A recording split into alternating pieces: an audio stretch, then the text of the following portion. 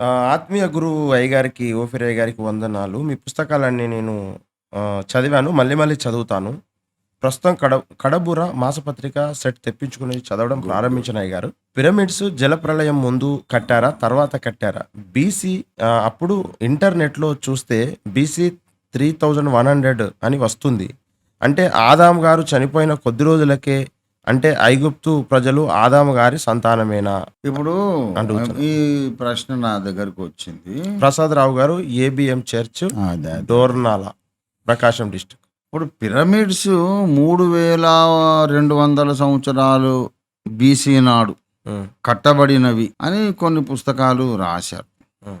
అది authentic date కాదు అది. ఆ లెక్కన హ్మ్. 3100 3200 బీసీ అంటే అప్పటికి ఆదాం బ్రతికే ఉన్నాడు.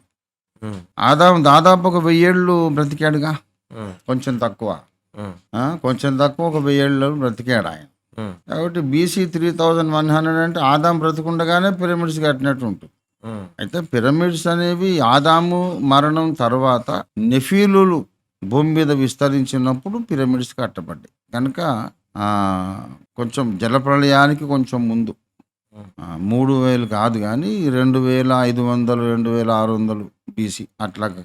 అది 3100 అనేది కరెక్ట్ లెక్క, అథెంటిక్ కాదు, ఊరికే ఊహాజనితమైన హ్మ్. డేటు. మరికొంతమంది పరిశోధకులు అది బీసీ 1500 ఏళ్ల నాడు, బీసీ 2000 ఏళ్ల నాడు కట్టబడిన అని కూడా చెప్పినటువంటి చరిత్ర పరిశోధకులు ఉన్నారు.